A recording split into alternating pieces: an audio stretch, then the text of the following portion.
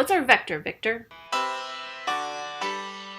Hey, I'm Amy and welcome back. Today I am checking off the hilarious movie Airplane. This is a movie I have heard quoted and talked about in so many pop culture references that I have been stupid to never watched it before, but I finally have and I was not disappointed. This movie is hilarious and it stands the test of time. It's just one of those really funny movies that you can just sit down, watch, and just have a blast watching it no matter what. A summary for this movie is fairly quick and easy. Ted Stryker, a former pilot in the war, has become afraid of airplanes. He boards one in order to win back his stewardess girlfriend, but when all of the pilots fall ill, it is up to Ted to overcome his fears and fly and safely land the plane. Again, I went back to the book on this just for a tiny portion because I wanted to find out a little bit more about this movie. There wasn't a whole lot of stuff for me to pull from. I did know that Airplane was a parody of disaster movies, but what I did not know is that the trio of writer/director/producers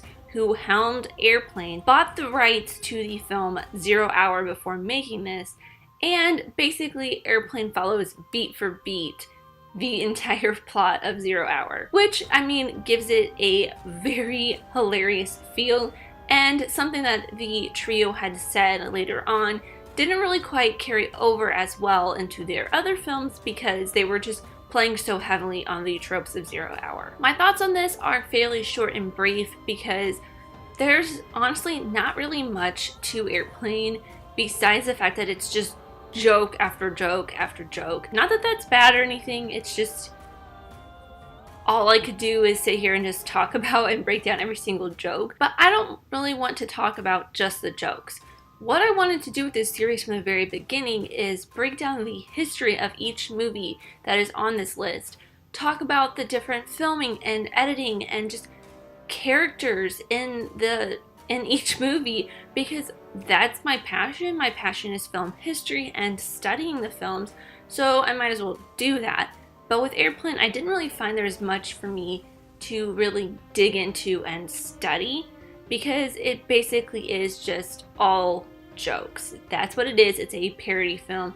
Kind of the same thing with a lot of, I guess, Mel Brooks films or Monty Python films, which is actually a note I took down, is that it felt very much like it was trying to be one of those films because this film came in 1980, came after all of those parody, goofy kind of comedy films, but I'm not holding it against that because that's honestly my favorite style of comedy. I really love that dry, deadpan, straight-faced humor and background physical comedy, or just any physical comedy in general, which this movie does superbly well. It's so funny and so great. Every joke is just, nobody is acting like they're telling a joke. They're just talking. And I find that hilarious. This movie also really takes something that you would find what you would expect it to be and reveals it to be something completely unexpected, or switches roles with different things that just turns everything up to an 11 on the hilarity scale. It does throw in a couple pop culture references that maybe aren't so relevant now, kind of weren't so relevant in the 80s. They were maybe a little bit old or going out of style then, but I still enjoy that because it's still funny and it's still, I understand the references, I get the references. They're not like something that you just would throw in there from that era that nobody would get. The pop culture references that they throw in here are what are called in the marketing and social media world evergreen references. That means that they just never go out of style. Everyone knows and understands what they are, and it's just something that will last for a while. Some of my absolute favorite jokes in this movie are like the intro with the Jaws plane.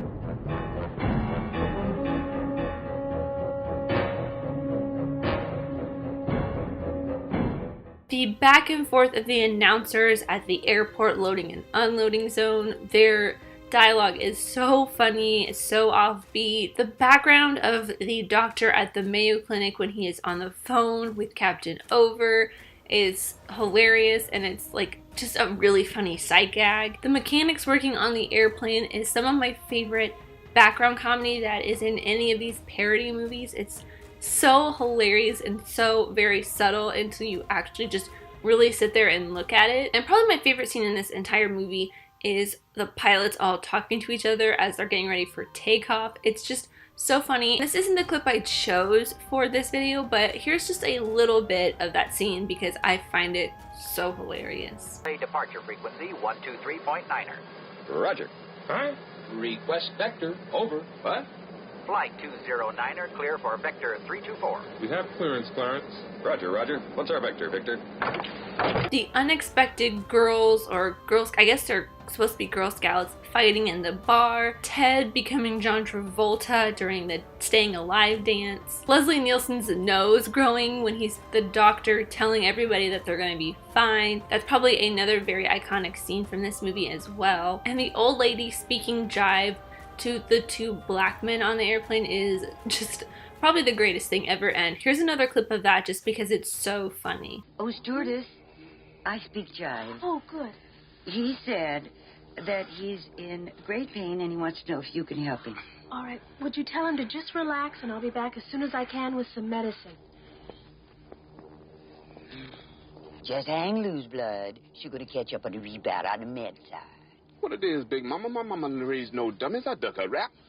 Cut me some slack, Jeff. I believe this movie is rated PG, which I feel like is kind of a low rating even for a movie that came out in 1980. There are some really crude humor and jokes in this that I feel like wouldn't pass the MPAA rating for a PG movie, especially with today's standards. I feel like it would be slapped with a PG-13.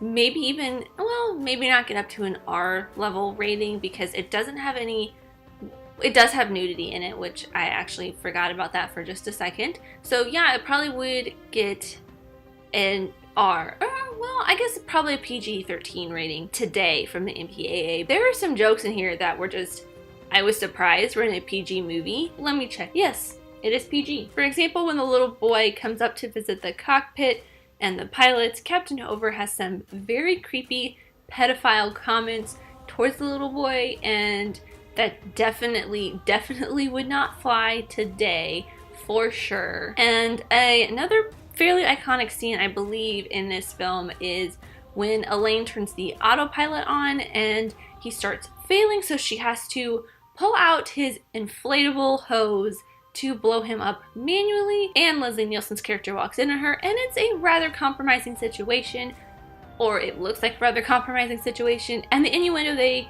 kind of insinuate after she's done blowing him back up. It's just definitely probably something that would not be landing in a PG movie today. And the clip I chose for this is the most popular line, I believe, from this. I feel like everybody quotes this line. Even if they don't know where it's from, I've heard so many people quote this line. It is such a popular dad joke. Both pilots.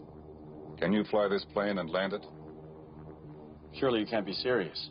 I am serious.